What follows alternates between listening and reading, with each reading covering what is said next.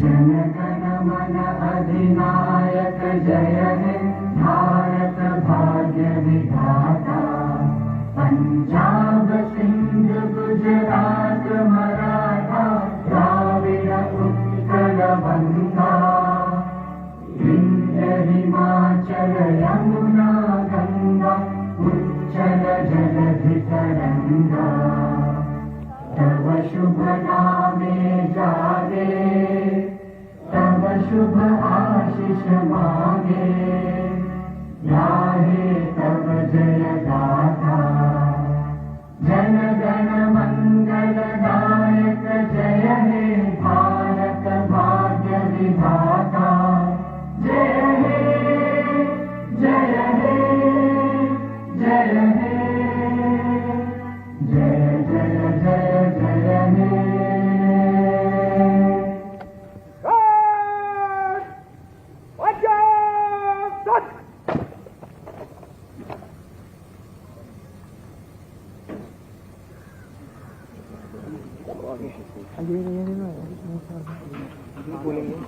अरे नहीं यहीं से कर लेंगे ना।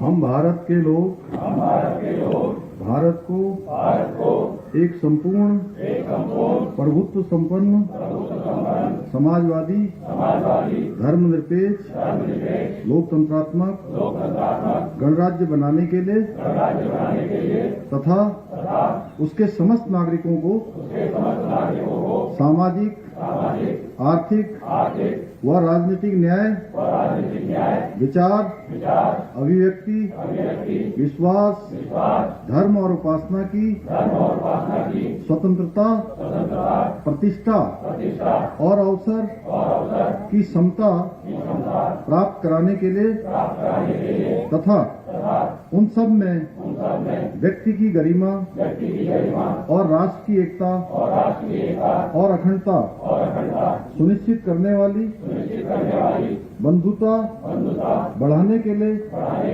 दृढ़ संकल्प होकर अपनी इस संविधान सभा में एतद द्वारा इस संविधान को अंगीकृत अधिनियमित और आत्माकृत करते हैं। जय हिंद।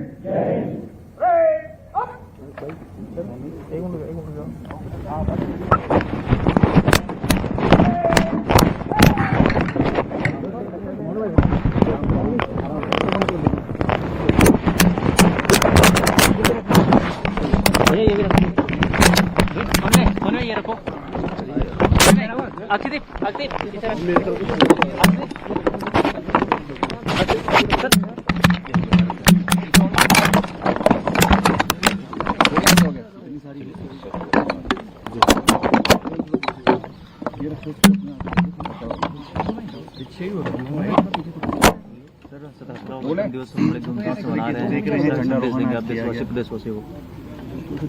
मैं गणतंत्र दिवस के अवसर पर सभी प्रदेशवासियों को सभी को गणतंत्र दिवस की शुभकामनाएं देता हूं, बधाई देता हूं।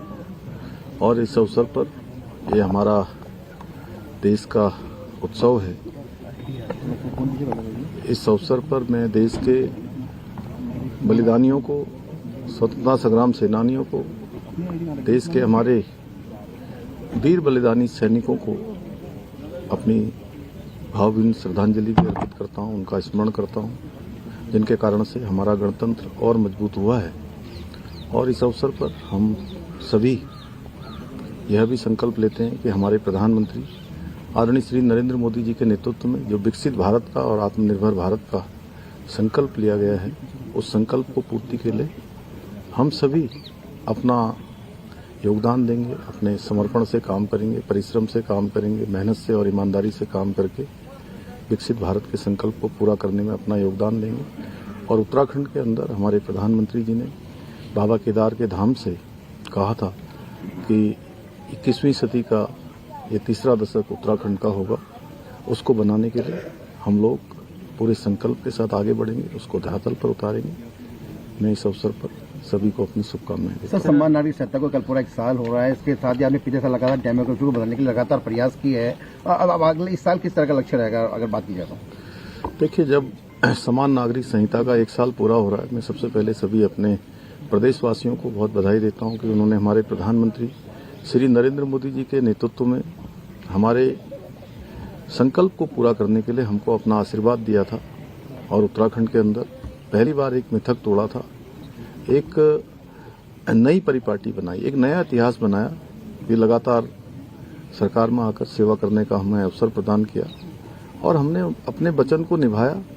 1 साल पहले 27 जनवरी 2025 को राज्य के अंदर हमारा सभी के लिए एक समान कानून, समान नागरिक संहिता का कानून लागू हो गया। तमाम भ्रांतियां, तमाम प्रकार की अफवाहें, तमाम संदेह लोगों के बीच में पैदा करने का प्रयास उस समय हुआ था, लेकिन 1 साल लागू होने के बाद सभी संदेह, सभी भ्रम दूर हुए हैं।